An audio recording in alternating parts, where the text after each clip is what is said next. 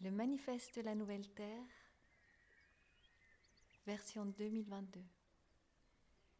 Nous vivons une époque qui nous met tous au défi de choisir consciemment la manière dont nous voulons poursuivre notre vie sur cette merveilleuse planète. Nous avons besoin d'une vision collective de ce à quoi ressemblerait un monde où tous les êtres vivants seront respectés et traités avec bienveillance et amour. Un monde dans lequel nous aimerions tous vivre. Avec de nombreux visionnaires, nous nous sommes mis en route pour élaborer ensemble cette vision en détail et pour la mettre à la disposition de tous. Le manifeste de la Nouvelle Terre. Chapitre 1. La santé de toute vie. La base de la vie sur Terre est un sol fertile, l'humus. Alors que la Terre elle-même mettrait plusieurs milliers d'années à reconstituer l'humus, l'homme peut le faire en seulement 10 à 20 ans grâce à la gestion du sol et aux techniques du compostage. La priorité est donc de détoxifier nos sols, de reconstituer l'humus et l'amélioration de la santé du sol au niveau privé, agricole et forestier grâce aux techniques de compostage, du traitement des engrais de ferme et des séminaires de reconstitution de l'humus. Dans nos champs, nos prairies et notre plate-bande, les pulvérisations et les engrais toxiques sont remplacés par des terreaux issus de compost très fertiles, des micro-organismes et d'autres engrais biologiques qui favorisent la vie et les symbioses organiques et donc la formation naturelle d'humus. Les surfaces de terre stérilisées, qui ne sont plus nécessaires comme les friches industrielles ou les grands parkings, sont démantelées et mises à disposition de la communauté pour y créer par exemple des jardins communautaires ou des forêts médicinales avec des fruits comestibles. Sur les grandes surfaces agricoles, des haies intermédiaires et périphériques sont créées, des fleurs, des arbres fruitiers et des noyers, des châtaigniers, etc. sont plantés pour nourrir les insectes, notamment les abeilles, mais aussi les humains, pour guider les vents et offrir des niches de vie aux oiseaux et aux autres animaux. Le gazouillis des oiseaux et le bourdonnement des insectes accompagnent la croissance harmonieuse des plantes.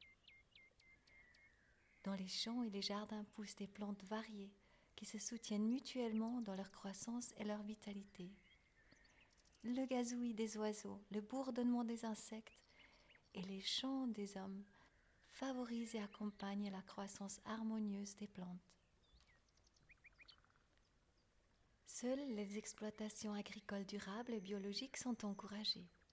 Les agriculteurs biodynamiques, biologiques et permaculturels des petites et moyennes exploitations déterminent la politique agricole. Toutes les autres exploitations agricoles bénéficient de formations gratuites à l'agriculture durable et biologique qui améliorent la santé des sols, base de la santé de toute vie. Les agriculteurs sont aidés à commercialiser leurs produits au niveau régional. De nouvelles formes de culture très efficaces de légumes, de baies et de fruits, comme la permaculture, l'agroforste, l'agriculture zéanthropique ou le jardinage vertical, sont également enseignés. Les produits encore conventionnels et leurs composants toxiques doivent être étiquetés. Pendant la phase de transition, les produits non biologiques seront soumis à une taxe sur les toxines et les substances toxiques. Les fonds générés par ces taxes sur les toxines sont directement affectés à la reconversion et à l'adaptation des exploitations à l'agriculture biologique. La communauté soutient des initiatives de semences et des bourses d'échange indépendantes et à but non lucratif pour préserver et accroître la diversité de nos plantes alimentaires et médicinales. Il n'existe plus de brevets sur les semences et autres organismes vivants. Purification et vivification de toutes les eaux. À l'avenir, une eau dynamisée, saine et propre coulera de toutes les conduites d'eau. Les rivières, les ruisseaux et les zones humides seront renaturés dans la mesure du possible et du raisonnable. L'eau est conservée dans la région. La meilleure méthode de purification de l'eau, d'irrigation et de protection contre les inondations consiste à redonner vie au sol car un sol vivant, sain et riche en humus peut absorber, purifier et conserver un grand stock d'eau. Les forêts riches en variétés et les zones humides permettent à l'eau évaporée de rester dans les couches d'air inférieures où elle favorise la formation de rosées et alimente le grand cycle régional de l'eau. Nos stations d'épuration sont rénovées si nécessaire en utilisant les meilleures méthodes naturelles. Les eaux usées sont épurées par des plantes, des micro-organismes et des techniques de compostage avant d'être réintroduites dans le cycle de l'eau. Partout où cela est possible, des toilettes modernes à compost, économes en eau et favorisant l'humus sont installées. Les zones marines sont protégées à grande échelle. Des entreprises de pêche régionales respectueuses de la vie marine remplacent les grandes pêcheries industrielles au chalut. Les projets de nettoyage et de régénération des mers bénéficient d'un soutien généreux et actif de la part de la communauté et du gouvernement. Purifier l'air que nous respirons. Les gaz d'échappement et les brouillards de pulvérisation contenant des toxines d'aluminium, de métal et ou d'autres substances sont strictement interdits. Les émissions de particules fines et de pollution atmosphérique de toutes sortes sont réduites au minimum absolu. Étant donné que les écosystèmes sains, avec une grande diversité d'arbres, sont extrêmement efficaces pour purifier l'air, de tels écosystèmes sont créés aussi bien dans les villes que dans les terres cultivées et déblayées. 60% des forêts, les poumons de notre terre et les producteurs d'oxygène pur sont protégés. La destruction des écosystèmes est considérée comme un crime contre la vie. Les surfaces forestières défrichées au cours des derniers siècles sont reboisées sous la direction de forestiers à la pensée et aux sentiments intégraux, tournés vers l'avenir et ayant une vision globale des écosystèmes forestiers. Une attention particulière est accordée à leur effet positif sur le système immunitaire des personnes, sur la régulation du climat et sur le cycle local de l'eau. Des cours de gestion forestière holistique sont proposés aux forestiers, aux propriétaires forestiers et à toute personne intéressée. Rénaturation de tous les aliments. Les additifs artificiels de toutes sortes ne sont plus utilisés que lorsqu'un comité composé de médecins, de biologistes et de naturopathes de différentes disciplines a constaté leur innocuité. Le sucre, les graisses raffinées et les aliments dénaturés, dont il est prouvé qu'ils ont entraîné une augmentation anormale des allergies, de l'obésité et des maladies liées à l'alimentation au cours des dernières décennies, seront remplacés par des aliments naturels aux vertus thérapeutiques. Les plantes sauvages comestibles locales, telles que les prunelles, les cynorrhodons, les orties et les pissenlits, retrouvent également une place de choix dans l'alimentation humaine et remplacent les superaliments provenant de pays lointains. La culture de prairies d'herbes sauvages et d'une multitude d'anciennes variétés de plantes utiles est encouragée. Les plantes sont combinées de manière à créer un environnement symbiotique et à se protéger mutuellement des attaques de parasites. L'amélioration de la santé du sol qui en résulte protège contre les catastrophes telles que les inondations et la sécheresse.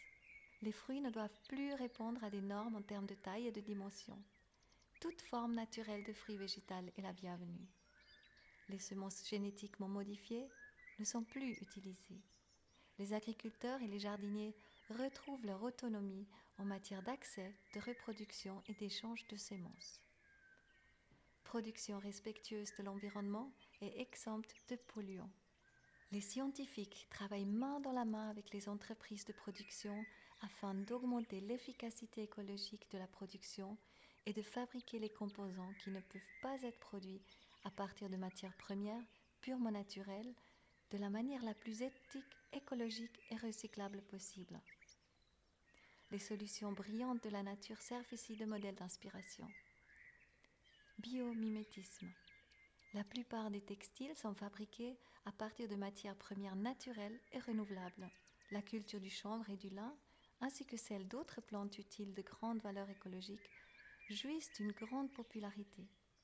Dans la mesure du possible, les matériaux artificiels sont recyclés, réparés et transformés en nouveaux matériaux dès la phase de transition. L'empreinte écologique est déclarée sur les étiquettes des produits, notamment en ce qui concerne la composition des matériaux, l'équité de leur production et l'efficacité du cycle de vie escompté. Pendant la phase de transition, une forte taxation des matières premières fossiles et géologiques fait rapidement avancer le développement de l'efficacité énergétique, de la longévité et de la recyclabilité de tous les produits. Les principes suivants s'appliquent à cet égard. Recycler avant d'extraire de nouvelles matières premières. Les produits naturels avant les produits chimiques. L'extraction des matières premières se fait de manière respectueuse de la planète et des communautés locales. Dans ce cadre, l'eau est réintroduite dans le cycle d'eau à l'état purifié et revitalisé. Lors de l'extraction, la biodiversité locale est largement préservée et, parallèlement, la renaturation est effectuée de manière à augmenter la diversité des espèces et la biodiversité. Chaque être vivant est traité avec respect et amour. La grandeur et le progrès moral d'une nation peuvent être mesurés à la façon dont ils traitent leurs animaux. Mahatma Gandhi. Toute forme de cruauté envers les animaux, l'élevage en cage ou en masse, ainsi que les expériences en laboratoire sur les animaux et le transport suprarégional d'animaux à des fins de consommation appartiennent au passé. La communication interespèces permet aux animaux d'exprimer leur libre décision. Les animaux dans les zoos et des parcs animaliers ont le libre choix de rester dans les zoos ou d'opter pour une vie en liberté ou dans des réserves spéciales. Sur les terrains des zoos, des parcs sont aménagés avec des plantes variées et des arbres portant des fruits. Les routes menant de la campagne à ces parcs sont libérées du béton et invitent désormais les animaux sauvages à s'y rendre, à y manger et à entrer volontairement en contact avec les humains. Notre vision est que, dans un avenir proche, plus aucun animal ne sera tué. Néanmoins, pendant la phase de transition, nous recommandons ce qui suit. Chaque animal qui n'est pas autorisé à vivre en liberté parce qu'il contribue à la production de lait ou d'autres produits d'origine animale se voit offrir un espace de liberté adapté à son espèce dans la nature avec ses congénères, ainsi que des objets pour jouer ou s'occuper. Dans les pâturages, ils aident à stabiliser et à reconstituer l'humus. Ces animaux vivent chez des personnes qui ont une relation affectueuse et harmonieuse avec eux. Ils sont nourris exclusivement avec une nourriture naturelle, adaptée à l'espèce et variée. Les vaches peuvent garder leurs cornes. Les conditions d'élevage sont adaptées de manière à ce que les vaccinations ne soient plus nécessaires. Les animaux, comme les taureaux des exploitations laitières, les jeunes coqs issus de la production d'œufs ou les animaux sauvages en surnombre, sont tués si nécessaire dans leur environnement naturel et habituel avec le moins de souffrance possible, tout en étant perçus et honorés comme des êtres vivants doués de sensibilité. Le tir d'animaux pour protéger le patrimoine forestier et le tri des animaux malades ne sont plus effectués que par des personnes titulaires d'un permis de chasse, d'une formation axée sur le bien-être des animaux. Comme les forêts se sont rétablies et que les écosystèmes naturels sont restaurés et en équilibre, les humains n'ont plus besoin d'interférer ou de réguler quelque espèce que ce soit. Nous plaidons pour une transition vers un mode de vie basé sur les plantes, tout en reconnaissant que les plantes sont des êtres vivants sensibles. Elles sont honorées, récoltées et préparées avec respect. Nos hôpitaux sont transformés en espaces de guérison holistique. Le nouveau concept de guérison et la construction des locaux correspondants sont élaborés et mis en œuvre grâce aux connaissances et à l'expérience de médecins, naturopathes, énergéticiens, nutritionnistes, physiologistes, biologistes, psychologues, enseignants spirituels, géomanciens, spécialistes du feng shui, etc. Dans la phase de transition, les hôpitaux et les unités de soins intensifs actuels sont préalablement rendus plus propices à la guérison, grâce à des plantes, des animaux thérapeutiques, des senteurs naturelles, des fréquences de lumière naturelles, des images de plantes et de nature. Les nouveaux espaces de guérison sont entourés de forêts curatives riches en espèces avec des sentiers de sylvothérapie spéciaux sur le modèle du Shinrin-yoku japonais, avec des sentiers de pleine conscience, des ruisseaux et des plans d'eau. Les animaux et les plantes sont des auxiliaires thérapeutiques. Des exploitations agricoles spéciales, rattachées aux espaces de guérison, offrent des possibilités de thérapie pour les toxicomanes ou autres personnes menacées par la dépendance. Par exemple, les thérapies numériques de désintoxication en font également partie et, en même temps, des aliments biologiques sains y sont cultivés pour les espaces de guérison. Cette nourriture à haute valeur informationnelle et énergétique favorise la guérison. Les principes suivants sont reconnus dans le concept de guérison. Premièrement, l'être humain est un être spirituel très évolué sur le plan spirituel qui ne s'arrête pas à la surface de sa peau. Il est un être multidimensionnel avec plusieurs niveaux de corps, entre autres le corps physique, le corps mental, le corps émotionnel, le corps énergétique et le corps causal, qui sont tous reliés et interagissent entre eux. Deuxièmement, l'être humain est une partie de l'écosystème terrestre, un organisme vivant relié à tous les niveaux. Le 3, les 5 lois biologiques de la nature. 4. Tous les êtres vivants disposent d'excellentes capacités régénératrices de guérison et d'un système immunitaire qui convient de soutenir en premier lieu et à tous les niveaux afin de prévenir et de guérir les maladies. 5. Chaque maladie a un message. Tout ce que nous traversons dans notre vie au quotidien est considéré comme une possibilité de guérison et de croissance, aussi bien individuellement que collectivement. Désormais, la médecine ne se focalise plus sur les symptômes, mais sur l'identification des causes et la prévention de la maladie. Thomas A. Edison disait « Le médecin du futur n'administrera plus de médicaments, mais incitera ses patients à s'intéresser au corps humain, à la santé, à l'alimentation, à la cause et à la prévention des maladies. » Dans les nouveaux espaces de guérison, on utilise des méthodes thérapeutiques globales qui répondent aux besoins individuels des personnes. Les mesures préventives telles que les cures de jeûne régulières et encadrées ou les cours de connaissances et de méthodes d'auto-guérison sont encouragées. Les méthodes de guérison qui ont aidé les gens à guérir par la force de la nature et de l'esprit depuis des siècles comme l'homéopathie, la médecine traditionnelle chinoise, TMC, la médecine traditionnelle européenne ou la médecine anthroposophique, ainsi que les nouvelles méthodes de guérison basées sur les quanta, fréquences, énergie et information, bien éprouvées et déjà utilisées avec grand succès, sont pleinement reconnues, appliquées et enseignées. Les remèdes naturels cultivés et produits localement sont privilégiés car ils ont peu d'effets secondaires par rapport aux produits de l'industrie pharmaceutique et sont mieux assimilés par l'organisme humain, tout en favorisant les producteurs locaux. Les médecins indiquent honnêtement, spontanément, clairement et de manière transparente les effets secondaires des médicaments qu'ils prescrivent. Alors que dans l'ancien système, on gagnait de l'argent sur la maladie des gens, maintenant le salaire le plus élevé des personnes qui travaillent dans les professions du domaine de la santé est la santé des patients. La naissance des humains ainsi que des animaux est respectée comme un rite sacré. Les femmes ont libre accès à des cours de préparation à l'accouchement développés par des sages-femmes et des doulas, assistantes à l'accouchement, expérimentées qui pensent et ressentent les choses de manière holistique. Les femmes décident elles-mêmes comment et où elles souhaitent accoucher, que ce soit dans des maisons de naissance, à la maison ou en plein air, dans la forêt, dans la mer ou dans des hauts lieux énergétiques, dans tous les cas en toute sécurité, au calme et en bénéficiant du support d'autres femmes. Les enfants viennent au monde de manière naturelle. Tous les processus naturels de l'accouchement sont respectés et autorisés. Les interventions invasives sont évitées dans la mesure du possible. Chaque enfant est accompagné dans le monde avec amour, douceur et attention, dans la dignité. Afin de renforcer le lien d'amour entre les parents et l'enfant, la sécurité et la sûreté lui sont transmises dès le début. L'enfant passe les premières années de sa vie en contact affectueux et étroit avec sa famille. Afin de fournir au bébé les meilleurs nutriments du lait maternel naturel, les femmes bénéficient d'un soutien optimal pour allaiter leur bébé. Les femmes vivant une grossesse non désirée sont soutenues dans tous les domaines de leur vie avec bienveillance.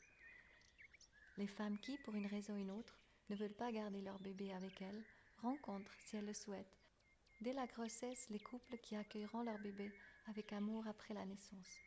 Dans la phase de transition, avant que l'électrosmog nocif ne disparaisse totalement, on veille à ce que les bébés et les jeunes enfants y soient le moins possible exposés afin de leur permettre un développement sain et naturel. Attendre avec respect, éduquer avec amour et libérer en toute liberté. Rudolf Steiner. Si nous perdons la peur de la mort, si nous nous reconnaissons comme un être infini et immortel, alors nous perdons aussi la peur de la vie. Celui qui n'a plus peur de la mort est moins facilement manipulable. En collaboration avec des accompagnateurs de fin de vie de toutes les religions, des cours sont créés pour permettre aux personnes de développer une approche sans peur et digne du thème de la mort, et d'apprendre également à laisser libre cours à leurs sentiments de douleur et de deuil et à les gérer. Les proches peuvent également laisser le corps de leur bien-aimé quelques jours à la maison ou dans un lieu sacré, afin que l'âme puisse se détacher lentement et en douceur, et que les proches aient suffisamment de temps pour faire leurs adieux à leur bien-aimé comme il se doit. En compostant nos corps dans la terre saine et vivante ou dans des installations spécialement créées à cet effet, nous les réinsérons avec gratitude dans le cycle de la vie. Compte tenu des valeurs de différentes cultures et religions, il convient, le cas échéant, de privilégier les incinérations de corps contenant de nombreuses toxines ou autres pour des raisons d'hygiène des eaux souterraines. Les proches décident librement de l'endroit où ils souhaitent disperser les cendres. Chaque culture peut enterrer les corps de ses proches à sa manière, en tenant compte du bien-être de toute vie. Les enterrements forêts et les enterrements sous les arbres sont de plus en plus populaires. Lentement, les cimetières se transforment en forêts-cimetières. Chaque être humain laisse au moins 2 arbres dans sa vie. L'un est planté à sa naissance et l'autre à sa mort. Le premier s'enracine dans le placenta, le second s'enracine dans le corps. Le progrès technique est au service de la vie et non l'inverse. Toute forme de technologie appliquée artificiellement, qui influence négativement les organismes vivants ou la Terre entière, comme les techniques de télécommunication sans fil, sans test d'innocuité, en particulier la 5G, l'intelligence artificielle, IA, les puces électroniques, RFID, Digital ID, l'IoT, Internet of Things, les compteurs intelligents, les systèmes de vidéosurveillance, les technologies de contrôle de la conscience, par exemple HARP, les modifications artificielles du temps, géo-ingénierie, chemtrails, est arrêtée et démantelée. L'intelligence artificielle ne sera plus utilisée que là où elle est utile à la vie, mais en aucun cas pour la surveillance et le contrôle des êtres humains. Nous sommes conscients que tous les êtres vivants sur Terre sont inextricablement liés au champ électromagnétique naturel terrestre et cosmique et ne peuvent demeurer vraiment en bonne santé que si nous nous maintenons sans interférence en résonance avec ces cycles et fréquences de la Terre et du cosmos. La recherche et l'utilisation immédiate de technologies de télécommunication inoffensives pour les hommes, les animaux et les plantes sont une priorité absolue. Tant que les fréquences de guérison ne peuvent pas encore être appliquées, les ordinateurs situés à l'intérieur sont reliés à l'Internet par des câbles à fibre optique. Dès que les bâtiments sont câblés, le besoin de communication sans fil diminue et les antennes extérieures surdimensionnées peuvent réduire leur puissance de rayonnement. Des fréquences curatives bien étudiées et testées à long terme seront utilisées à l'avenir pour la régénération. Dans chaque pays, il existe dès à présent des zones exemptes de radiation où les personnes malades et sensibles aux radiations peuvent s'installer ou se reposer. Des fréquences lumineuses au service du système immunitaire humain.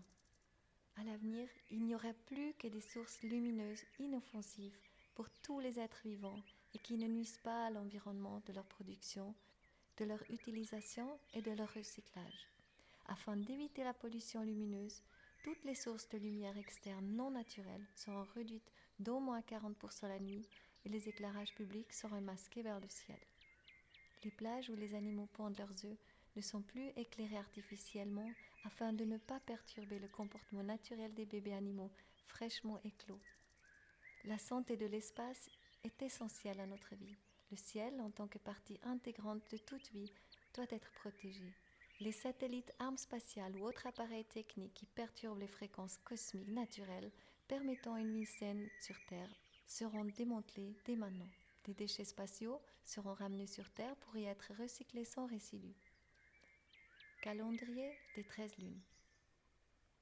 Lorsque nous, les humains, serons plus familiers avec les cycles naturels de la Terre et du cosmos, nous choisirons probablement collectivement un calendrier à 13 lunes qui sera en parfaite harmonie avec les rythmes et les cycles naturels de la Terre. Chapitre 2. Développement du potentiel. Les enfants d'aujourd'hui créent le monde de demain. Les enfants sont aidés à développer leur plein potentiel individuel. On apprend vraiment de manière durable que si on le fait avec passion, avec enthousiasme et avec une joie profonde. Gerald Hüther. En tant qu'être doué d'esprit, chaque enfant a, dès sa naissance, son propre plan d'apprentissage intérieur. La joie de vivre, la santé, la conscience de soi, la soif de savoir, la capacité de concentration et de coopération, le sens des responsabilités, la persévérance et l'engagement actif pour la communauté peuvent être observés chez les jeunes qui ont pu s'épanouir selon leur plan d'apprentissage intérieur. Leur comportement social est influencé par des modèles. Plus un être est traité avec respect, plus il sera attentif et respectueux dans sa propre relation avec la nature, avec lui-même, la nature et les autres. Alexandra Tercig-Auer. Les enfants et les adultes se rencontrent sur un pied d'égalité. Les enfants sont rappelés à l'extraordinaire potentiel humain qui les habite. Ils grandissent dans un environnement affectueux et sûr, développant une perception et une estime d'eux-mêmes saine. L'art du discernement, de la controverse et de la rhétorique sont encouragés afin de leur apprendre l'esprit critique et développer leur capacité à se forger des opinions par eux-mêmes. Les enseignants et accompagnateurs des enfants sont mus par une véritable vocation de transmettre et d'accompagner au mieux les enfants vers leur plus haut potentiel. Le premier lieu pour développer ces facultés émotionnelles et d'ouverture du cœur est la famille. Le deuxième lieu est la communauté, le village, dans lequel des espaces d'expérience, des lieux d'apprentissage et des lieux de déploiement conçus avec les enfants sont mis à leur disposition. Les parents et les enfants sont libres de décider s'ils veulent apprendre librement dans ces lieux d'apprentissage ou à la maison. Dans ces lieux d'apprentissage, les enfants peuvent utiliser tous leurs sens de manière individuelle en tenant compte de leurs besoins physiques, psychiques, intellectuels et ou spirituels et surtout en lien direct avec la nature pour vivre de manière ludique le plaisir de la découverte qui leur est inhérent. Ces espaces sont des terrains d'aventure créative. Ici, les questions pratiques, artistiques, philosophiques ou spirituelles, l'exploration du monde ne sont pas résolues purement par la tête, mais par l'interaction du cœur, corps et esprit. Ici, dès le plus jeune âge, on ne se contente pas d'enseigner des contenus pédagogiques conformes aux lois de la nature, mais on les expérimente dans sa propre chair par un contact direct avec les forêts, les fermes, les jardins, les eaux, les plantes et les animaux. La communication interespèces fait partie intégrante de l'apprentissage. Chaque entreprise artisanale peut devenir une salle de classe élargie. Toute forme d'expression créative et artistique est accueillie, enseignée et encouragée. Il existe des représentations théâtrales où les jeunes peuvent en même temps résoudre des problèmes d'architecture scénique ou apprendre à fabriquer des costumes. Ils apprennent à former eux-mêmes de petits orchestres et des chœurs. Certains se découvrent leur talent de danseur, de peintre de théâtre ou de maquilleur. D'autres testent leur capacité de technicien ou d'organisateur. Les lieux d'apprentissage ouverts permettent de tisser des liens intergénérationnels. Des personnages différents s'y rencontrent pour réaliser ensemble des projets qui peuvent également servir à la collectivité. Ces lieux d'apprentissage ouverts sont des centres d'impulsion de la vie sociale. C'est également là que des nouvelles idées pour la vie sociale et sociétale sont développées et partagées avec la communauté, et le cercle de sages locaux est, selon leur potentiel, nationaux. Ainsi, l'homme ne se perçoit plus dans son développement comme un élément détaché d'un système, mais comme un contributeur créatif d'un grand organisme vivant. Les matières principales des écoles actuelles, telles que la lecture, le calcul, l'écriture et les langues étrangères, s'intègrent tout naturellement dans les expériences d'apprentissage passionnantes. Les enfants apprennent 2 autres langues dès 6 ans en jouant et en chantant. Ils aiment par exemple apprendre à lire et à écrire pour comprendre ou rédiger des langues, des recettes de cuisine ou des textes sur divers projets intéressants. Le calcul est appris et exercé de façon ludique, vivante et concrète et permet de construire des objets dans la nature ou en intérieur. La géométrie projective, la géométrie sacrée sont expérimentées comme éléments de base de la matière et aussi de la biologie, de la physique lors de la conception ou de la construction d'une machine d'un nouveau genre, etc. Les enfants sont incités à transmettre leurs nouvelles connaissances à d'autres enfants. Jusqu'à l'âge de 14 ans, l'accès aux outils informatiques doit être évité, tandis que la créativité, l'imagination, l'inspiration et l'intuition sont stimulés et encouragés. Les points forts individuels des enfants sont particulièrement mis en avant. Faire des erreurs est un processus d'apprentissage naturel et important. nous faisons la distinction entre une première phase d'éducation, au cours de laquelle l'enfant est accompagné avec amour dans un environnement protégé et peut découvrir de manière ludique qui il est et ce qui l'intéresse. La vie naturelle et pratique est le grand maître. Ensuite, à partir de 14 ans environ, vient la phase de formation professionnelle, puis vers 16 ans, la formation universitaire. Les examens ou les notes sont remplacés par des événements festifs au cours desquels les jeunes présentent individuellement ou en groupe ce qu'ils ont fait, créé, appris ou pratiqué. La formation du cœur et la formation d'une nouvelle conscience de l'interconnexion de toute vie et de la compréhension de l'être sont particulièrement importantes. Pour ce faire, nous développons ci-après des cours pour être un être humain en harmonie avec la nature et les lois de la nature, qui sont proposés à tous les êtres humains de tous les groupes d'âge. Cours pour une nouvelle conscience.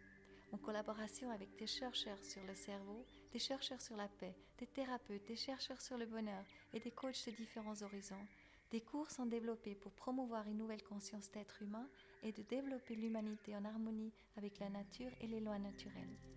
Cette nouvelle conscience est mise à la portée de tous, en particulier aux éducateurs et aux enseignants, afin de les préparer au mieux à leur tâche si importante.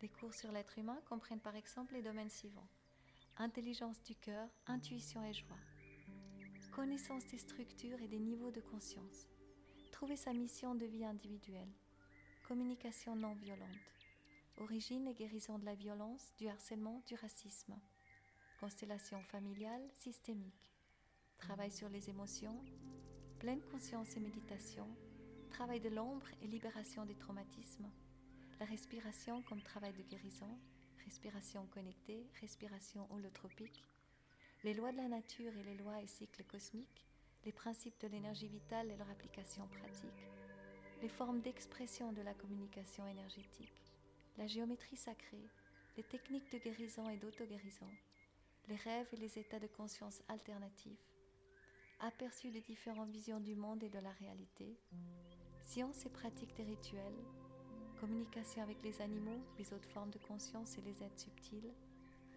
santé et alimentation en harmonie avec la nature, médecine par les plantes et les herbes, vie durable et responsabilité personnelle, réduction des possessions, lâcher prise et véritable accomplissement, le retour du féminin et du masculin sacré dans notre société, la sexualité et sa dimension sacrée, être des parents conscients et responsables.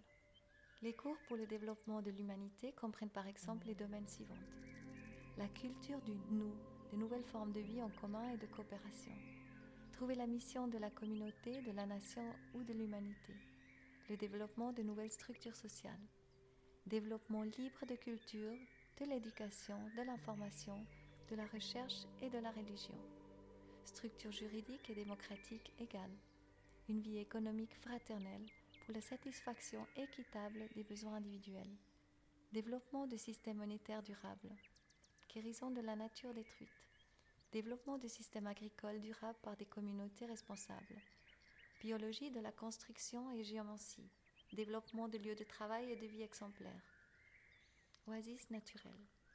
Ces cours, qui visent en tout point le bien-être et le développement de toute vie, sont ensuite transmis aux enfants et aux jeunes dans les lieux d'apprentissage, les nouveaux jardins d'enfants naturels, les écoles forestiers et les espaces de découverte sur leur chemin. Les nouvelles universités. Il n'existe aucun phénomène qui ne soit pas en interaction avec tous les niveaux de l'être. C'est pourquoi une vision intégrale et la collaboration de toutes les sciences sont encouragées.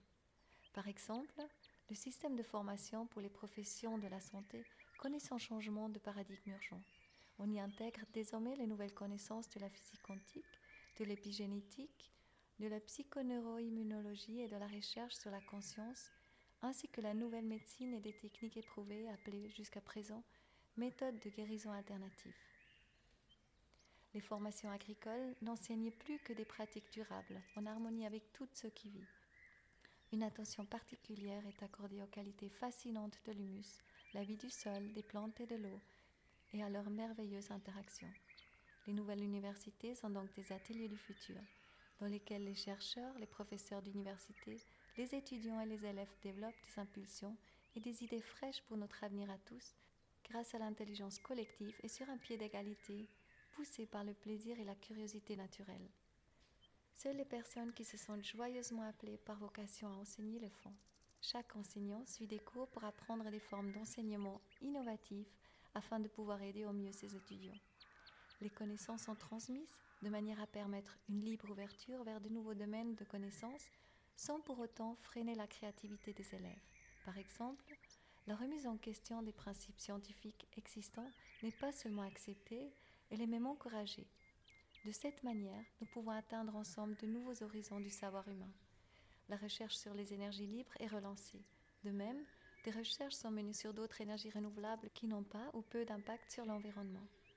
La science, la recherche et les universités sont indépendantes des intérêts politiques ou industriels, tant sur le plan financier que sur celui du contenu.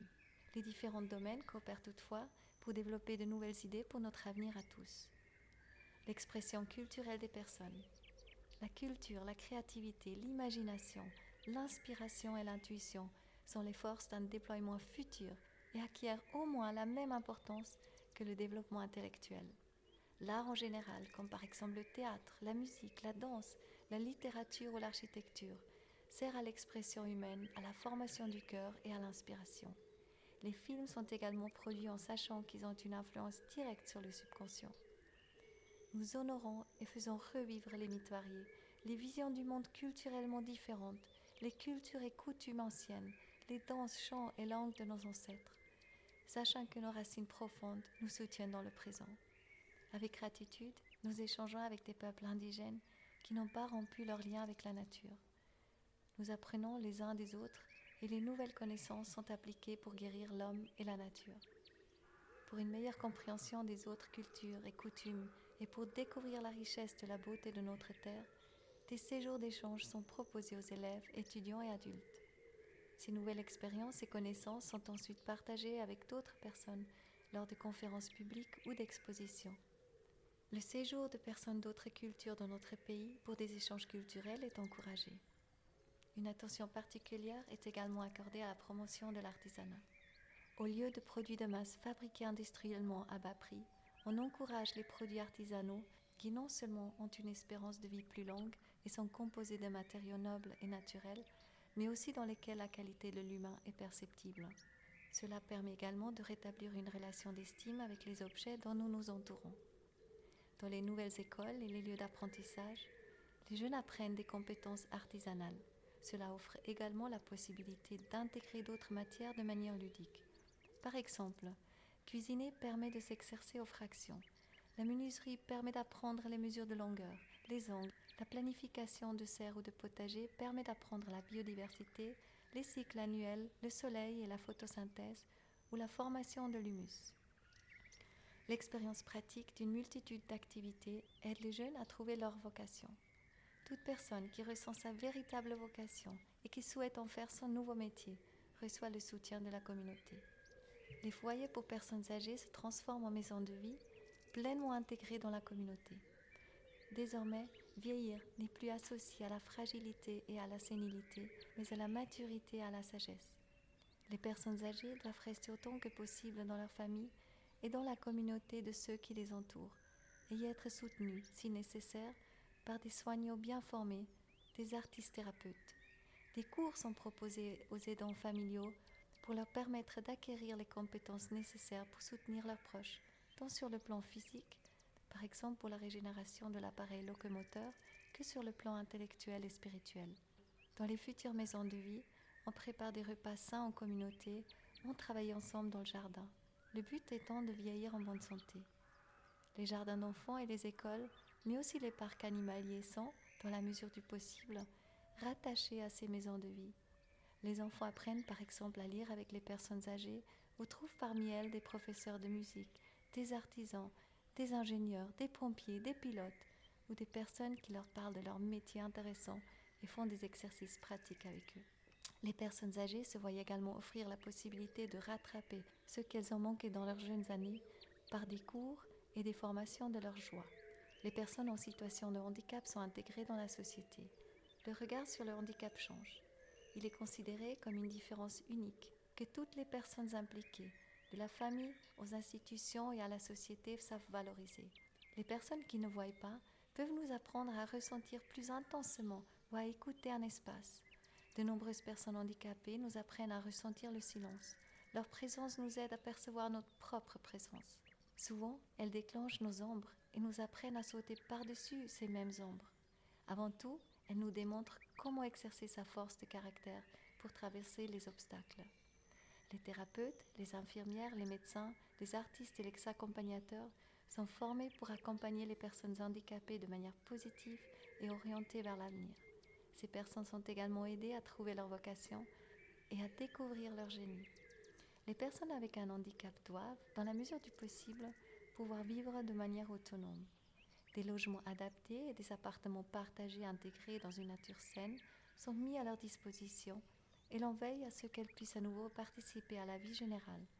Des centres de fitness adaptés proposent également des programmes spéciaux pour aider les personnes avec une mobilité réduite à retrouver leur mobilité. Dans la mesure du possible, des adaptations sont réalisées dans les espaces publics. De nouvelles formes de voyage. Les voyageurs choisissent les moyens de transport les plus écologiques. Ce n'est plus la vitesse du voyage qui compte, mais la richesse des interactions le long du trajet. Au lieu de consommer du voyage, il devient désormais une occasion de rencontrer d'autres personnes, de nouvelles cultures et des modes de vie, des paysages ou des écosystèmes passionnants, tout en se découvrant soi-même. De nombreuses personnes voyagent à des fins humanitaires ou écologiques. Il y a beaucoup à nettoyer et à guérir sur notre planète. Grâce à nos voyages, nous prenons vraiment conscience des dons que nous fait la Terre et de la manière dont nous pouvons, en tant qu'êtres humains, la servir et servir tous les êtres vivants. Les habitants des pays exploités retrouvent leur autodétermination et liberté de destin. Les habitants des anciens pays du tiers-monde sont aidés à redevenir indépendants des autres pays ou organisations et à se sentir à nouveau complets et dignes. La pauvreté n'existe plus. Dès que les jeunes auront pris conscience d'eux-mêmes et qu'ils auraient appris à cultiver leur propre nourriture et à s'organiser entre eux, la paix s'installera dans le monde. Chapitre 3. Cycle de production, économie. Le cycle naturel. Ce qui flétrit en automne est retransformé en humus par les organismes du sol, de sorte que l'année suivante, des fruits sains et riches en nutriments peuvent mûrir à nouveau. Inspiré du principe cradle to cradle, du berceau au berceau, ce qui était autrefois considéré comme un déchet devient une substance nutritive pour de nouveaux cycles de production. Dans un nouveau système social responsable vis-à-vis de l'homme et de la nature, on n'achète plus que les biens de consommation dont on a vraiment besoin. Ceux-ci sont en grande partie fabriqués de manière durable, de sorte qu'ils durent très longtemps, qu'ils peuvent être réparés et que toutes les pièces sont recyclables. Les biens de consommation tels que les produits de nettoyage, les shampoings ou les produits de soins corporels et leurs emballages sont fabriqués à partir de matières premières naturellement renouvelables et retournent à la terre après leur utilisation grâce au compostage. Les biens de consommation courante tels que les voitures, les machines à laver ou les ordinateurs sont éco-conçus et fabriqués à partir de nutriments techniques, composants totalement naturels pour une longue durée de vie et sont réparables. Au terme de leur durée de vie, de nouveaux appareils sont fabriqués et transformés grâce à un processus de recyclage respectueux de l'homme et de la nature. Les emballages sont soit réutilisables, soit compostables. Dans la mesure du possible, les aliments sont proposés sans emballage ou peuvent être reconditionnés dans des récipients à apporter. Tous les emballages sont recyclés après leur durée de service. Pense global, achète local, suis ton cœur. Promouvoir la durabilité des appareils et fabriquer des produits garantis 10 ans est facilement réparable. Tout artisan qualifié sera en mesure de remettre ces appareils en état de fonctionnement au moyen d'instructions fournies par le fabricant. Tous les aliments trouvent preneur, ils ne sont plus simplement jetés ou brûlés. Les agriculteurs produisent la quantité de nourriture dans la mesure du possible en accord avec leurs clients. La nourriture qui n'est pas vendue est mise gratuitement à la disposition des personnes dans le besoin ou des animaux ou est compostée et ainsi directement rendue à la terre. L'objectif d'une entreprise n'est pas en premier lieu le profit, mais la satisfaction réelle des besoins du client, le bonheur des collaborateurs et la santé de la terre. Les entreprises sont dirigées par des personnes qui travaillent ensemble de manière coopérative, partageant la même vision et entretenant de bonnes relations avec leurs clients, leurs fournisseurs, leurs autres partenaires et entre elles.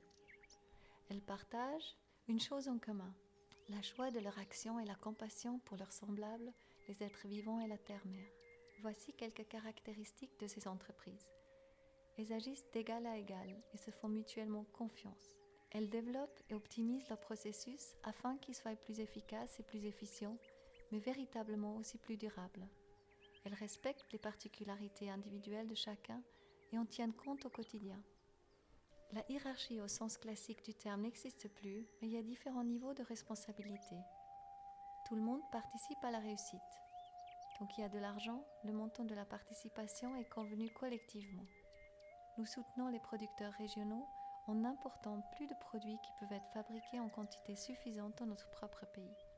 On achète et on n'importe strictement rien des producteurs qui exploitent les hommes, les animaux et la nature. On n'importe plus non plus de produits traités avec des pesticides ou génétiquement modifiés. Seules les petites et moyennes entreprises de production et de services sont désormais soutenues. Les chaînes de magasins discount et les grands groupes ne sont plus nécessaires et sont donc dissous. Des groupes d'achat se forment dans les villes qui s'approvisionnent directement auprès des artisans des fermes bio de la région. Des applications informatiques permettent de localiser les producteurs de spécialités et d'organiser des livraisons communes. De plus en plus de magasins régionaux proposant principalement des produits locaux sont créés. Les producteurs produisent à nouveau pour des consommateurs humains qui connaissent et rencontrent. La relation producteur-produit-consommateur est ainsi rétablie.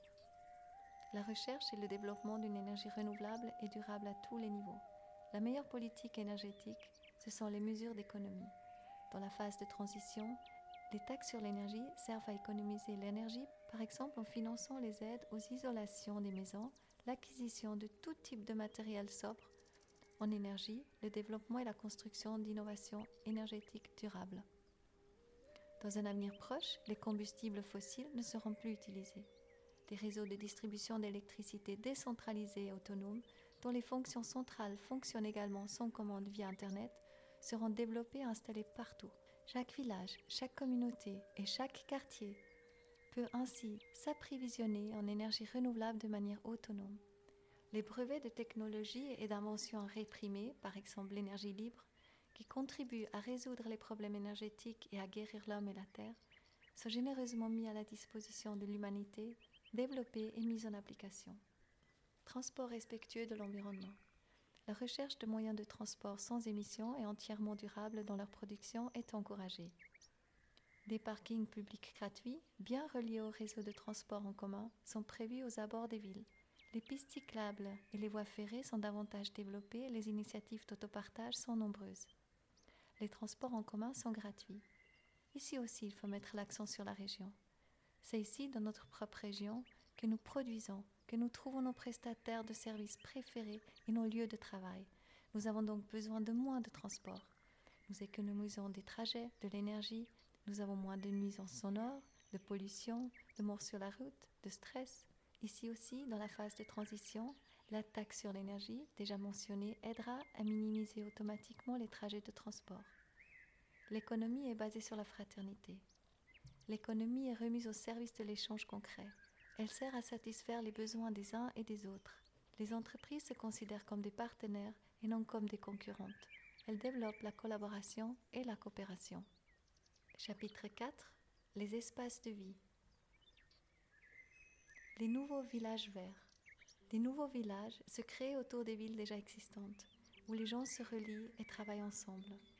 Cela peut également signifier une restructuration des villages existants, une écologisation des anciennes structures de construction, ou la construction écologique de nouveaux villages en mettant en évidence dans chaque cas le genius loci, la qualité de ce lieu particulier en action avec son environnement et le désir humain de beauté, ainsi que les particularités géobiologiques du lieu. Des communautés de vie et d'habitation de 100 à 150 personnes se forment. Il est si agréable de vivre dans ces écolieux connectés à la nature et dans ces voisinages bienveillants qu'ils attirent un nombre croissant de personnes qui aspirent à cette harmonie avec elles-mêmes et avec les êtres vivants qui les entourent. L'habitat, le développement du potentiel, les lieux à vocation culturelle et d'éducation, le travail, la vie associative aux citoyennes, au lieu dans le voisinage. La décentralisation des villes permet de renforcer les liens au sein de la communauté tout en favorisant également la qualité de vie, d'économiser du temps, de l'argent et de réduire la circulation. L'architecture, qui utilise des matériaux de construction durables, Tiens compte des expériences du Feng Shui, du Vastu et de la géométrie sacrée curative. Les nouveaux bâtiments sont construits à 100% selon des meilleures pratiques écologiques induisant une consommation d'énergie minimale. 1. Maison énergie passive favorisant l'économie par la maîtrise des dépenses. Et 2. Maison énergie positive favorisant la production de sa propre énergie. Et une économie en eau. Construction de toilettes sèches et circuits de récupération des eaux de pluie pour alimenter les circuits intérieurs et récupération des eaux grises pour le jardin. Pour chaque nouvelle surface construite, une surface au moins égale et renaturée, ou en veillant à ce que la même biodiversité puisse au moins s'y épanouir. Les nouveaux villages comptent parmi leurs tâches principales la reconstruction de l'humus et l'assainissement de la terre. Dans et autour de ces nouveaux villages, des légumes, des fruits, des nuits et des baies riches en nutriments sont cultivés selon des directives écologiques et sur des sols sains. Ces produits sont également vendus au niveau régional ou dans le magasin bio du village. Outre l'approvisionnement en denrées alimentaires, les gens apportent également une part importante à la production de matériaux de construction. Il est ainsi possible d'obtenir des matériaux isolants de qualité tels que le chanvre, le lin et la paille. Si la géologie du terrain s'y prête, les déblais d'un lac pour la baignade ou d'un bâtiment peuvent être utilisés pour construire des maisons. Nous proposons que les agriculteurs mettent 5 à 20% de leurs terres agricoles à la disposition des communautés de voisinage contre un loyer ou de la main-d'œuvre, afin de pouvoir y cultiver des plantes utiles, y créer des jardins communautaires ou y élever des animaux.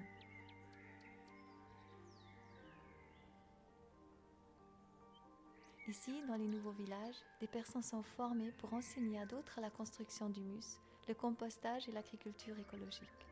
On y cultive également les herbes médicinales pour les centres de soins holistiques et on y propose des séminaires sur la fabrication de médicaments à base d'herbes.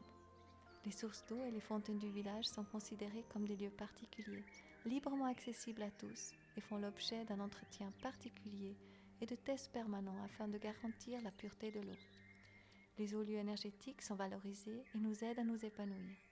Les surfaces boisées adjacentes au village sont d'autres espaces de détente et de guérison pour la famille humaine. Les utilitaires sont le plus possible mis en commun, comme par exemple les espaces de travail, les espaces pour les réunions et les activités culturelles, les équipements agricoles, les outils, les équipements de cuisine rarement utilisés, les voitures, etc. Il y a également plus d'entraide, comme par le passé pour les récoltes, la construction d'une grange, etc., créant ainsi des liens de fraternité et de solidarité. À la campagne et dans les villages comme en ville, des communautés de cuisine et de jardinage se forment. Les anciens restent dans la communauté et les enfants et les jeunes profitent de leur riche expérience. Pour faciliter la communication et la gouvernance au sein de la communauté et de la région, les résidents se voient proposer des cours sur les méthodes de communication les plus efficaces, telles que la communication non violente, l'holocratie, la sociocratie ou la décision par consentement, ainsi que des cours visant à construire une infrastructure régionale. Selon le principe du woofing, il est facile pour les gens de travailler dans des fermes bio du monde entier en échange du gîte et du couvert, d'apprendre les méthodes de culture et les particularités culturelles locales et de se mettre en réseau. Même à l'intérieur d'un pays, des personnes pourront apporter leurs compétences aux communautés écologiques en échange du gîte et du couvert. Il sera facile pour les gens de créer des projets d'habitat alternatif, comme des éco-communautés, des tiny houses, ou de vivre de manière nomade et ou en habitat léger. La ville verte. Dès maintenant, nous commençons à verdir intensivement nos villes. Les arbres anciens et fraîchement plantés filtrent les poussières fines, créent un microclimat sain, offrent de l'ombre et fournissent de l'oxygène. Les feuilles servent de nutriments pour la formation d'humus dans la ville. Les racines des arbres existants sont libérées des goudrons et du béton. Des initiatives telles que Urban Gardening ou Incroyables Comestibles transforment nos villes en villes comestibles. Sont encouragés au sein de la ville l'élevage d'abeilles et de surfaces fleuries pour les nourrir, mais aussi la culture de légumes, de fruits, de baies et de noix. Tous les espaces sont recherchés, que ce soit dans les parcs, dans les anciennes zones industrielles, qui se trouvent souvent sur des sols très fertiles, sur des places urbaines libres, dans les arrière-cours, sur les toits, les balcons, les façades, dans des plates-bandes verticales ou dans des potagers surélevés, sur de larges trottoirs. Tout comme le recyclage, le compostage urbain est organisé. Les habitants sont formés et impliqués dans l'entretien. Des projets communautaires voient ainsi le jour, comme un cocotarium destiné à recycler les restes de nourriture, à produire des œufs frais et à créer des liens sociaux. Les grands jardins urbains disposent de leurs propres restaurants ou cafés proposant de produits frais, locaux et régionaux. Les habitants de la ville se mettent en réseau avec les agriculteurs et les communautés agricoles pour s'approvisionner en produits qui ne peuvent pas être produits en ville. En ville comme à la campagne, les consommateurs et les agriculteurs s'organisent en groupements d'achat ou en communautés dites CSA, Community Supported Agriculture. Chaque agriculteur reçoit ainsi de la communauté un montant fixe mensuel dont il a besoin pour acheter ses semences, cultiver ses champs, les récolter et les transformer, et vivre lui-même correctement avec sa famille et ses animaux. En contrepartie, chaque membre de la communauté reçoit suffisamment de produits de saison. Les parents, disposant d'une grande surface habitable, dont les enfants ont quitté la maison, sont encouragés à mettre à disposition leur surface habitable à des fins non lucratives pour abriter, par exemple, des cours ou des conférences ou héberger d'autres personnes. De nouvelles communautaires d'habitation peuvent ainsi se former. Les espaces de coworking invitent à la mise en réseau et offrent des lieux de travail agréables. En ville et à la campagne, des lieux de rencontre se forment, comme des cafés de réparation dans lesquels des personnes douées pour le bricolage ou des spécialistes en informatique réparent des appareils cassés. Les cafés cercles d'échange, physiques et numériques, facilitent la recherche et la transmission d'objets, de livres ou de vêtements usagés. Les réseaux d'échange de connaissances facilitent le transfert de connaissances et la mise en réseau d'initiatives globales et locales, ainsi que la recherche et l'élaboration de solutions entre personnes partageant les mêmes idées. Il existe partout des pistes cyclables bien aménagées. Pour les excursions à la campagne ou les transports, il existe des initiatives de covoiturage. Les villages de toutes les régions sont bien reliés entre eux afin de pouvoir mettre leurs ressources, moyens de production, talents à disposition des autres ou de les échanger. On veille à ce que chaque région puisse assurer de manière aussi autonome que possible l'alimentation, l'approvisionnement en énergie, les questions administratives et les besoins fondamentaux des personnes. Chapitre 5. Administration. Pour éviter le lobbying en politique, une forme administrative dans laquelle il n'y a plus de système de partis.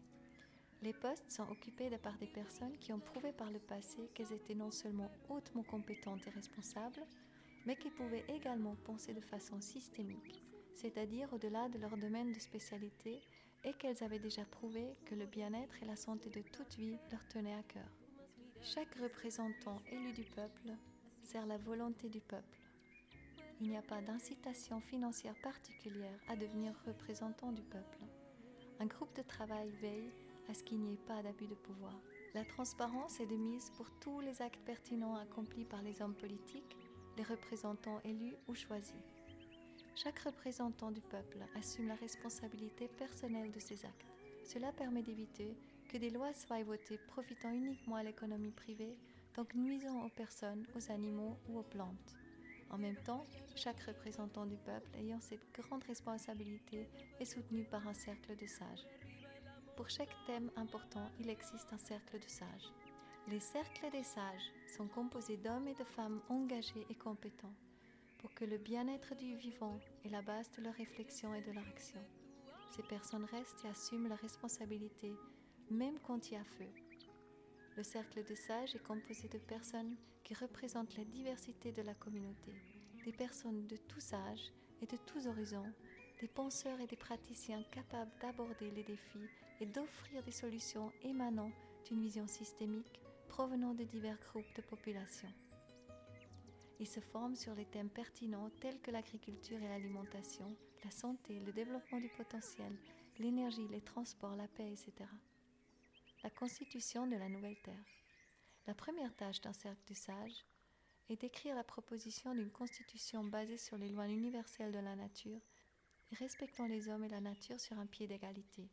Les habitants du pays peuvent voter pour cette constitution. Le manifeste de la nouvelle terre peut servir de base à cette nouvelle constitution. Chaque personne est incitée à s'impliquer activement dans la gestion et l'animation de son lieu de vie, de la nouvelle terre. Toutes les régions de la terre offrent un cadre de vie sain et des ressources abondantes. Plus personne ne doit quitter son pays en raison d'une guerre, de la pollution, de la pauvreté, de l'esclavage ou pour des raisons économiques. À terme, notre vision est l'abolition des frontières quand nous aurons pris conscience de l'abondance de notre terre-mère et de l'importance que représente l'unité de la famille humaine, partageant la même communauté de destin. Nous sommes une seule famille humaine. Chaque être humain est invité à apporter ses idées constructives et à exprimer ses souhaits sur tous les sujets importants. Ainsi, la démocratie de délégation se transforme en une démocratie active de coopération et d'engagement. Chacun a la possibilité de savoir, via une plateforme numérique, de quoi s'occupe le cercle de sages et d'y participer de manière constructive et active. L'administration des villages, des régions et du pays de la Terre est structurée de manière simple, claire et efficace. Au niveau local, il existe déjà un cercle des sages pour chaque sujet pertinent de la vie. Ces cercles des sages sont en étroite communication avec la population et avec les cercles des sages des grandes régions. Les cercles des sages des grandes régions sont en étroite communication avec les cercles des sages des pays. Une culture participative de la prise de décision et de l'innovation sociétale. Pour ce faire, des modèles de prise de décision et d'intelligence collective déjà existants, comme par exemple la sociocratie, l'holocratie, le Yamagashikai, la méthode de Dragon Dreaming, sont testés en pratique et développés, tant lors de la prise de décision que lors de l'exécution pratique de la décision. Le principe directeur suprême est toujours appliqué. Chacune de nos actions et chaque loi est toujours orientée vers le bien-être de toute vie, dans le respect, la compassion et la pleine conscience de la Terre et de sa diversité. Vérité, liberté, équité, fraternité, paix, amour. Chapitre 6. Droit, gardien de la loi et de la paix. Le nouveau système juridique intègre les lois universelles de la nature et constitue la structure d'un nouvel organisme social sain et intrinsèquement juste, dans lequel les hommes et la nature sont respectés sur un pied d'égalité. Un système juridique au service de l'harmonie entre tous les organismes vivants sur Terre. Il harmonise les différents intérêts et les impulsions de vie toujours renaissantes. L'organisation juridique veille à ce que les intérêts de l'économie et du développement du potentiel ne se fassent pas au détriment de la nature. La vie juridique veille à ce que tous les êtres humains, quel que soit leur sexe, leur couleur de peau, leur orientation sexuelle, intellectuelle ou spirituelle, aient toujours des droits équivalents. En outre, il veille à un équilibre sain entre la santé, le développement du potentiel, l'économie et les espaces de vie. Le droit est axé sur l'être humain et non sur la seule construction de sa personne. Les nouvelles lois et réglementations sont clairement structurées, écrites simplement et faciles à comprendre. Ils sont basés sur la nouvelle constitution et sont rédigés par un cercle de sages spécial qui est en étroite communication avec tous les autres cercles des sages spécialisés par thème et sont ensuite soumis au vote du peuple souverain du pays. Les pouvoirs exécutifs et législatifs sont clairement séparés sans ambiguïté. Les défenseurs des droits, enseignement policier au service de la vie. Les gardiens de la loi choisissent leur métier par vocation, mus par les plus hautes valeurs morales et éthiques. Ces gardiens assument leur rôle d'amis et d'aide au service du respect de la Constitution et des lois adoptées par les hommes souverains, du respect des droits et devoirs des hommes, des plantes, des animaux, des eaux, de l'air, des paysages, des forêts et de l'humus. Ils réalisent leur mission en toute impartialité, tout comme le système judiciaire. Ils délivrent leur mission avec le plus d'humanité possible. Pour ce faire, ils suivent des cours leur permettant d'accéder à une plus grande sensibilité lors de leur interaction avec les citoyens, communication non violente, en maintien de la paix, en méditation, et une plus grande ouverture de conscience sur les enjeux sociétaux et planétaires. L'armée fait office de gardien de la paix. Il n'y a pas de chemin vers le bonheur est le chemin. Mahatma Gandhi. Dès que nous avons atteint une nouvelle conscience de la vie, nous orientons notre cœur et notre esprit, toutes nos actions, toutes nos institutions vers la paix. Pendant la phase de transition, les gardiens de la paix aident à la mise en place de structures sociales et écologiques dans le monde entier et soutiennent les affaires humanitaires et environnementales. Il n'y a plus d'intervention armée à l'étranger dans des pays étrangers. Si au cours de la phase de transition, les gardiens de la paix sont encore invités à faire quelque chose qui, selon leur sens moral ou éthique, ne serait pas juste, défendable ou ne servirait pas le bien de toute vie, ils peuvent le faire savoir ouvertement. Leur demande sera alors entendue et une amélioration sera élaborée en commun. Si aucun consensus n'est trouvé, ils seront libres de ne plus participer à cette mission. Avec la disparition des frontières, les armes de destruction massive deviennent obsolètes, puisque la planète Terre est reconnue comme la patrie de tous les êtres humains. Les armes qui ont été utilisées pour détruire une région sont désormais recyclées et les nouveaux équipements sont utilisés pour reconstruire la même région. Les personnes véritablement épanouies ne convoitent plus de terre ou de pouvoir, ni ne ressentent le besoin de dominer qui que ce soit. La paix est rétablie. Jurisprudence et guérison des conflits. La justice réparatrice consiste à identifier les causes du conflit ou de l'acte et à les guérir. Pour cela, des techniques comme par exemple la méditation, les constellations familiales, les rituels de pardon, comme par exemple l'Ho'oponopono, etc., sont régulièrement utilisés. La justice restaurative est également utilisée pour des conflits dépassant le seul cadre du monde judiciaire. Les cercles restauratifs s'instaurent pour développer des processus communautaires apportant du soutien aux personnes en conflit et prendre soin des conflits dans nos communautés. Centres de développement du potentiel au lieu des centres pénitentiaires. Des centres de développement du potentiel sont mis en place, au sein desquels les personnes ayant commis des actes criminels suivent un programme de thérapie intensive de guérison en vue de leur réinsertion. Des activités telles que les arts créatifs, la méditation et d'autres pratiques spirituelles, services sociaux, le théâtre, la danse ou la musique sont mises en place afin de leur permettre de se souvenir de leur bonne qualité en tant qu'être humain et d'exprimer ce qu'ils ont de meilleur en eux. Des cours d'artisanat et d'autres cours de formation continue y sont également proposés. Parallèlement, ils ont la possibilité de transmettre leurs connaissances et leurs compétences à d'autres personnes, ce qui renforce encore leur confiance et estime d'eux-mêmes. Également, des thérapies de réinsertion-guérison en lien avec la nature et les animaux sont proposées. Dans les champs qui entourent ces centres de développement du potentiel, on cultive ensemble des fruits et des légumes qui permettent non seulement d'approvisionner les centres, mais aussi les communautés environnantes. Le contact avec les animaux et les soins qui leur sont prodigués permettent de renouer avec les émotions. Basé sur les résultats remarquables obtenus sur le terrain par l'association Évidence ayant obtenu le prix Initiative Justice, on généralise les actions de méditation animale auprès des détenus pour les aider à se réhumaniser. L'exemple de la prison aux Philippines, où l'on proposait de la danse aux détenus, est un bon exemple du merveilleux pouvoir de guérison de la créativité. Le taux de violence a chuté en très peu de temps à presque 0% et les cellules de la prison ont pu rester ouvertes à l'intérieur de la prison. Chapitre 7. Système monétaire. Le véritable accomplissement ne provient pas de sources extérieures ou ne peut pas être acheté avec de l'argent, mais provient d'un alignement intérieur sur le but de notre vie, d'une profonde connexion avec les autres êtres, d'une vie au cœur ouvert et motivée par la joie de donner. Notre objectif est de lâcher une existence motivée par l'appât du gain à une vie qui a du sens et qui vise le bien-être de toute vie. L'argent est un bon serviteur, mais un mauvais maître, un verset biblique. Nous avons besoin d'un système monétaire pour une société de la préservation, de la régénération et de la résilience, non soumis à la rentabilité financière. Nous nous accordons pour affirmer qu'il est temps de mettre en place une architecture financière complémentaire, à travers une création monétaire déconnectée d'une dette financière, mais connectée à ses objectifs de création de valeur sociétale. Cette innovation permet de financer la régénération de la planète et les services fondamentaux à la vie humaine. L'essentiel devint accessible à tous. L'alimentation saine, le bien-être, la santé, une activité digne et rémunératrice, la culture et la connaissance, en accord avec les limites de la nature. Nous introduisons un nouveau système monétaire.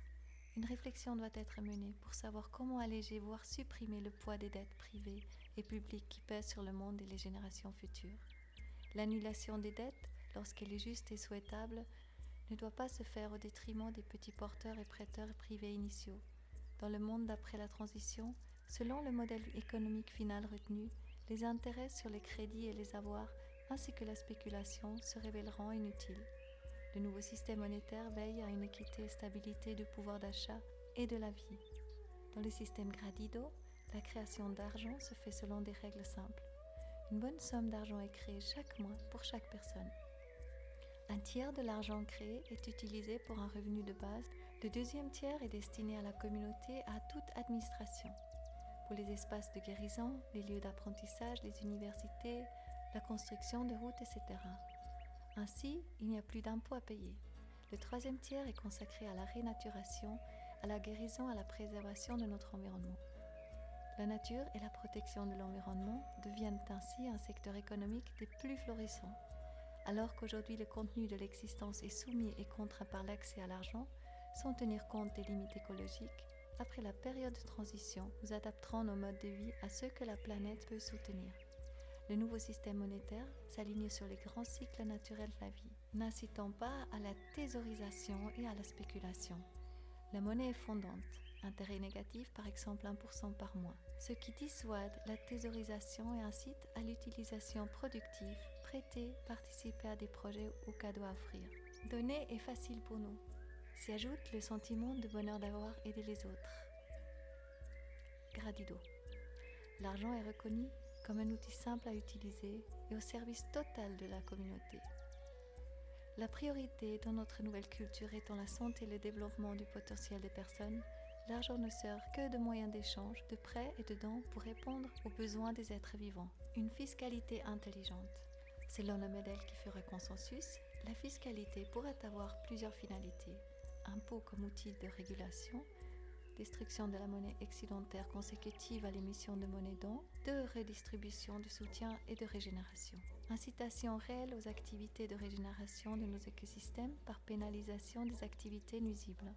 Durant la phase de transition, les producteurs dont l'activité nuit à tout écosystème, aux hommes, aux animaux, aux plantes, aux sols, aux micro-organismes, à l'air, aux eaux, aux forêts, paieront des taxes de régénération conséquentes qui serviront à la guérison et à la reconstruction de l'humain et de la terre. Revenu d'existence.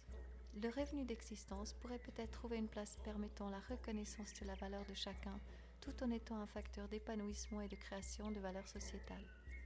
Par exemple, le revenu de base active repose sur le principe du donnant-donnant, donner et recevoir. Chaque personne est libre de contribuer au bien commun en fonction de sa nature. Ainsi, certaines personnes aiment travailler dans des projets de régénération de la nature avec des personnes en difficulté, dans l'administration, dans la construction de routes ou dans le développement de lieux communautaires transgénérationnels. D'autres font du pain, de la musique ou sont dans la recherche et le développement de technologies favorables à la vie et servant la communauté. Ces formes d'emploi permettent de développer son sens de l'utilité et de l'appartenance au groupe, à la collectivité, tout en favorisant la qualité des liens et de la solidarité entre tous les êtres. L'adage selon lequel tout ce qui est rare et cher étant inversé, l'argent disponible en abondance a perdu de son importance et n'alimente plus les activités de prédation, domination et prise de pouvoir sur autrui. La terre ne peut appartenir qu'à la terre elle-même. Nous n'avons pas hérité de la terre de nos ancêtres. Nous l'avons empruntée de nos enfants. Sagesse amérindienne. La question de la propriété doit faire l'objet d'une réflexion profonde, sachant que selon l'intention sous-jacente, elle peut devenir tout autant asservissante qu'épanouissante. Personne ne peut posséder une terre et personne ne devrait pas non plus avoir la possibilité de spéculer sur elle. La terre est le berceau de notre vie à tous. Dans cet esprit de réflexion, la terre offrant son abondance, il ne paraît pas naturel de la posséder. Il serait souhaitable de nous comporter en gardiens bienveillants et précautionneux de cet espace de terre, tout en protégeant et soignant les êtres vivants qui cohabitent avec nous sur ce lieu. À partir d'une certaine taille de surface de terre à déterminer, elles sont transférées à des fondations dédiées à la restauration des sols et du vivant pour la libération, régénération de terres stérilisées par d'anciennes constructions et la protection du sol. Pendant la phase de transition, l'expérience existant en Suisse est à observer et potentiellement à dupliquer. Les terres agricoles sont confiées à des fondations dédiées à la restauration des sols et du vivant, ce qui permet d'assurer la sécurisation de la destination agricole de la terre, propriété privée, base de vie et entreprise. Ces questions autour de la propriété et des nouvelles formes juridiques associées trouveront une réponse pertinente en sortant des contradictions qui nous condamnent à la paralysie ou à faire des mauvais choix. Pour cela, comme nous l'avons souligné, le bien commun ne doit plus être un sous-produit dépendant des ressources que le privé accepte de lui allouer, mais au contraire, avoir ses propres ressources qui lui permettent d'exprimer son plein potentiel et favoriser ainsi l'intérêt privé, comme un champ fertile favorise la prospérité de son exploitation. En nous libérant de la nécessité de marchandisation de la planète, on libère l'imaginaire qui pourrait donner alors à la propriété et aux bases de vie des places et tournures bien différentes de ce qu'on peut imaginer actuellement. Les entreprises, les routes, les sources, les gisements de matières premières, les immeubles locatifs, etc. sont des lieux de création d'activités économiques et de centres de vie et non plus uniquement des objets commerciaux sujets aux lois du marché économique. Nous cherchons des nouvelles formes juridiques qui protègent le bien commun et investiguons en mettant en pratique les formes existantes, les entreprises issues de l'économie sociale et solidaire ou nouvelles allant dans ce sens. Les grandes plateformes de crowdfunding, crowd-investing permettent aux entrepreneurs d'obtenir plus facilement des fonds pour leurs projets et d'être en contact direct avec leurs promoteurs. D'autres plateformes proposent en open source des cours, des images, des films, des logiciels, etc., qui, comme leur nom l'indique, peuvent être utilisés librement par tout le monde. Ainsi, les œuvres créatives et les nouvelles inventions peuvent être rapidement diffusées dans le monde entier. La rémunération se fait par des dons ou prix de conscience pour les créateurs. Nous devenons tous plus généreux et nous ressentons un immense plaisir d'avoir aidé d'autres. Cradido. Chapitre 8. Médias. La liberté de presse, la diversité d'expression de la diversité des opinions et l'indépendance des journalistes sont à nouveau au cœur de leur mission. Les médias reprennent leur place de quatrième pouvoir, aux côtés du pouvoir exécutif, législatif et judiciaire. Les médias sont invités à être porteurs de solutions positives pour la transformation de notre planète, de rendre compte de projets réussis et des solutions et ainsi d'être des acteurs de la régénération du vivant. Les maisons de presse et les journalistes sont financièrement indépendants et libres. Si les médias reçoivent un quelconque soutien financier du monde économique ou politique, ils doivent révéler par qui ils sont financés et le montant est strictement limité. Cela permet de savoir à qui, quel investisseur, quel financier, le contenu des articles de presse, des émissions de radio ou de télévision est susceptible de servir. Les journalistes sont libres et ne dépendent pas financièrement ou idéologiquement d'un journal, d'une chaîne ou d'un portail Internet. Ils sont financés par la culture et peuvent travailler pour plusieurs médias à la fois. Liberté de la presse, diversité des opinions, journalisme de qualité et reportage indépendant et transparence. La crise du corona nous a fait prendre conscience que les médias ont le pouvoir d'influencer et de diriger massivement chaque personne individuellement, ainsi que l'ensemble de la population. Par conséquent, il ne peut plus y avoir de propagande ou de censure manipulatrice et destructrice unilatérale. Il est essentiel de s'informer auprès de plusieurs sources, car les différents points de vue sur un sujet en disent généralement plus que les points communs d'articles similaires. Entendre des opinions différentes et les confronter à notre propre expérience et à nos perceptions forge notre entendement et peuvent élargir considérablement notre vision du monde. Les journalistes réapprennent à être conscients et dignes de la responsabilité de former des opinions.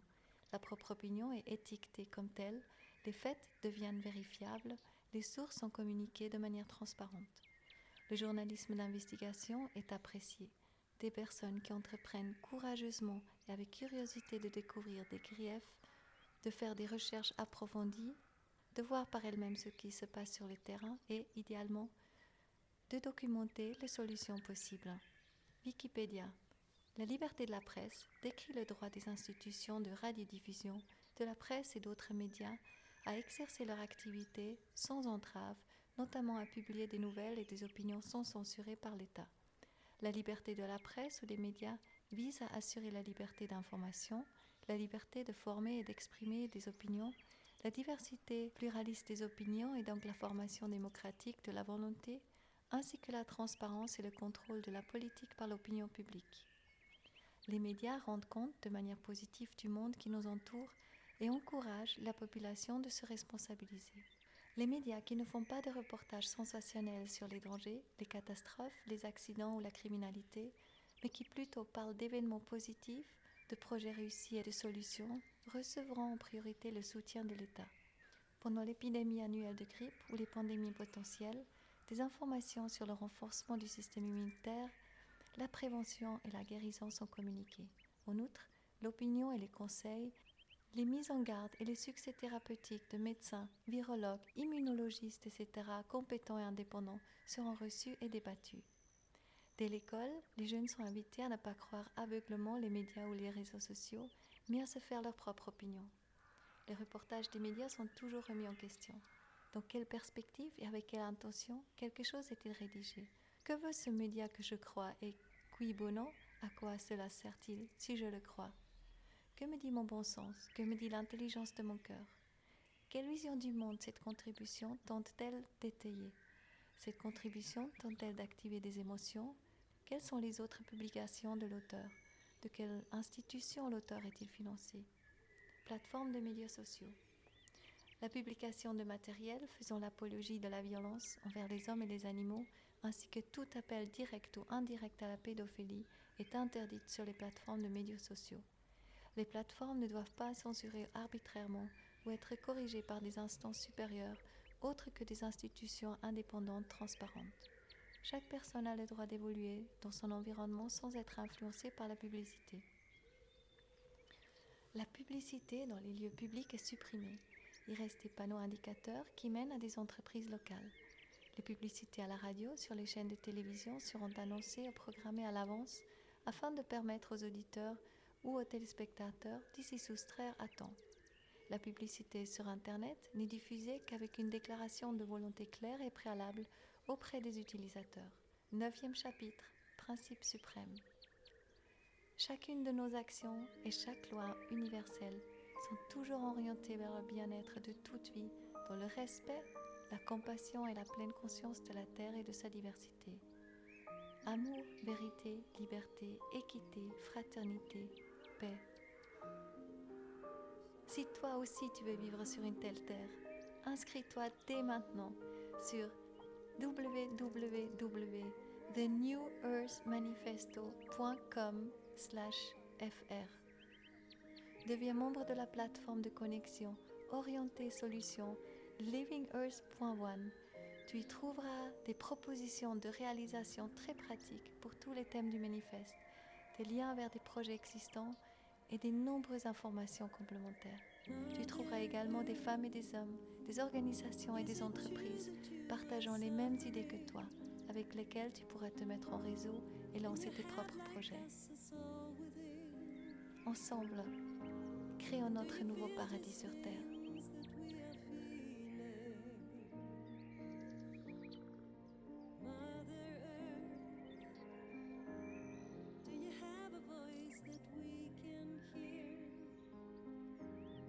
Can we hear